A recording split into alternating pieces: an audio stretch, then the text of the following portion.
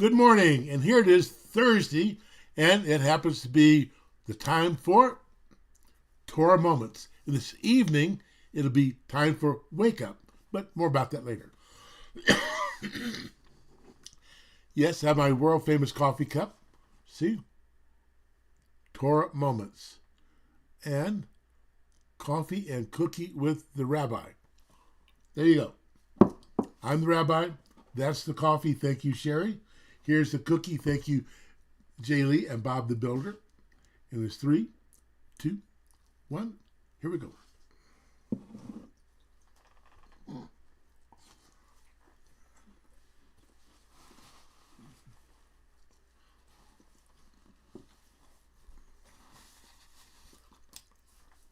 You've heard me say it before. It doesn't get better than this. My coffee, which happens to be Copper Moon, and my cookie, which is Jay Lee and Bob the Builder, or Bob the Builder and Jay Lee, and this time with you. Hey, are you looking for a good time? Well, yeah. Everybody's looking for a good time. It's interesting enough, the whole thing hangs on how you say good time. And what do you actually mean? It's important to understand that the term good is relative, depending on your mindset and your definition of good. You know, if you go to places where prostitutes are known to hang out, they could be offering you a good time for a fee. Okay, you want to go to a great restaurant with some friends, you're looking for a good time. And if you go out on a recreational site, maybe skiing or to a water park, you're looking for a good time. In fact, we spend most of our free time looking for a good time.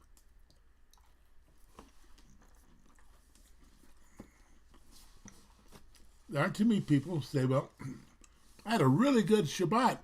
I went to work. That kind of violates the purpose, doesn't it? Now, how much of our world really looks for self-pleasure? People work for the weekends. I think it was a song too. So I'm going to sip my coffee. I'm going to read to you from 2 Timothy chapter 3. Yep, chapter 3. And here's what 2 Timothy chapter 3 says. And it's so prophetical for today. But mark this, there'll be terrible times in the last days. Okay, terrible times. Tell me if this sounds like terrible times, at least at the beginning. Mark this, there will be terrible times in the last day. People will be lovers of themselves, lovers of money, boastful, proud, abusive, disobedient to their parents, ungrateful, unholy, without love, unforgiving, slanderous, without self-control, brutal, not lovers of the good, treacherous, rash, conceited, lovers of pleasure rather than lovers of God, having a form of godliness but denying its power, have nothing to do with them. How can you have a form of godliness? Religiosity. That's right, religiosity. And what makes something religious and not faith? Well, faith requires the relationship with who you have. That's right. If you love the Lord and you're walking according to his good will, all according to 1 John, you might want to read chapter 1 and 2, it will tell you that we are to be in deep relationship with the master of the universe. But if all you're doing is just living by the rules, carrying it out, and don't forget breaking the rules on occasion, okay, then you're religious. Maybe you're not saved. Maybe not even properly Jewish or properly Christian. Think about it. But we did. We spent so much of our time and energy. Now, I'm not much different than most people. Okay? Forgive me, maybe it's the season. But thank you. I like going to Israel. And when I go, okay, I save up money for like 6 or 7 months. Just stash it like a squirrel, putting away for the winter. Because when I go to Israel, I want to live very well. I don't want to have to count my pennies and nickels and dimes. I don't want to have to be concerned about how much money I have and I'm going to run out of money. And so I have several rules. Number one, like I save all my quarters. And my quarters are what I use to buy wine with. You know? So at the Shabbos meal or in the evening, there's a glass of wine. No problem. It's all covered by my quarters. But they also stash money aside as my tithe. And don't forget, every 3 years you can use your tithe for Israel. Okay? And, of course, I got some savings on top of that. So when I go, I like to be very, very comfortable. It's the payday for having worked in the ministry. And I also have a second rule. Don't bring back any money with you. So hold on to just enough to leave the country. But you gotta come back almost broke. Why? Because I took it to Israel to be a blessing for myself and for Israel and the shopkeepers there. But let's go back to this idea of looking for a good time. You know, I find it amazing when I look at football players and baseball players and all that. There's a guy just got a $200+ million contract to play ball for 4 years. $50 million a year. Who do you think he is? Elon Musk? That was humor. I like Elon. But here's the truth is, why do we pay sports people so much, and police officers and firemen and nurses and all these other type people, why do we pay our pastors, rabbis, and priests minimal? Minimal. When all these people deal in life care. Okay, life here and life in the world to come. I don't know of any pastor, priest, rabbi, okay, that makes $250 million every 4 years. Doesn't happen. Doesn't exist. And you want to go to the game? You know, let's say, what was the nosebleed seats, the ones way up there? I think those were $5,000 a seat for the Super Bowl.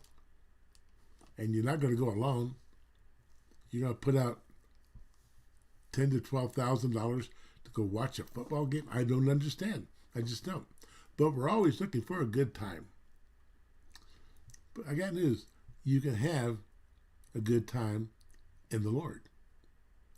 Once again, it depends on what you call good. I enjoy serving in the house of God. I enjoy serving God in the world. And I consider every now and then a spiritual payday. It's when someone comes to the Lord or life has been changed. You want some warm, fuzzy feelings. Serve the Lord with all your heart, all your mind, all your soul, all your strength, and your resources. You know, I think that's the real definition of a tov, good time. So today, all I want to encourage you is to make sure that your spiritual life is as good and even pleasurable as your worldly life. How can it be pleasurable? If you never had a pleasurable spiritual experience, maybe you don't know about the word called fellowship. Say it with me. Fellowship. One more time. Fellowship. That's right. Connecting, belonging, being in the presence of like-minded people with like-minded faith. People gather for various reasons.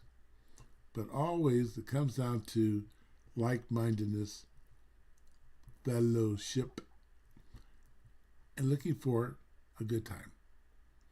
You know, if you've ever been to a rally, okay, the whole point of the rally is to stir you up, make you feel good.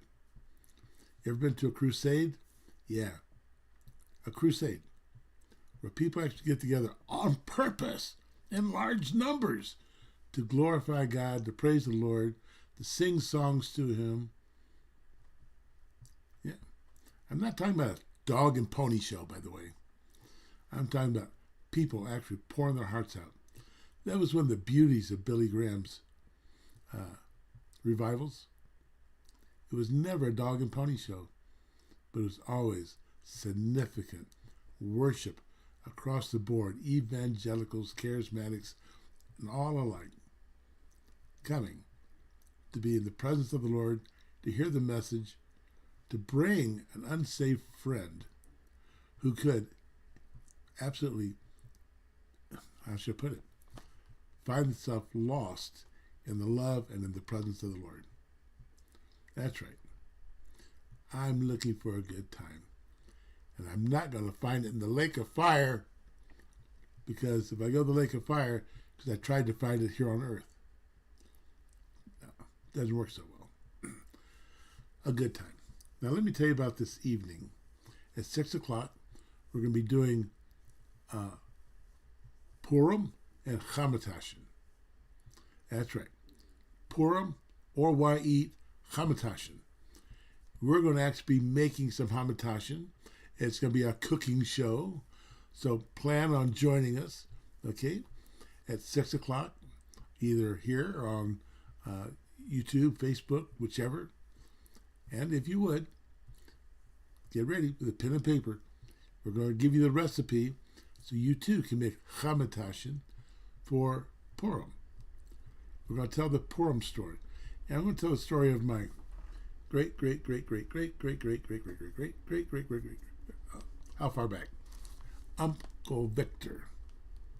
Uncle Victor was a partner with Mordecai in the book of Esther. But he got no credit. Mordecai got all the credit. My Uncle Victor, you know, he was a source. Just put it like that. Okay? So, with all that said and done, it is time to remind you that tomorrow is Ask the Rabbi Friday. So get your questions ready. And last but not least, it's time for your blessing. Now may the Lord bless you and keep you and cause His face to shine upon you. May the Lord be gracious unto you and lift up His countenance to you. May He give you peace. In Yeshua's name, we boldly ask, knowing that He is kind and generous. So, until tomorrow or tonight, 6 o'clock, wake up. Then I'll talk to you then.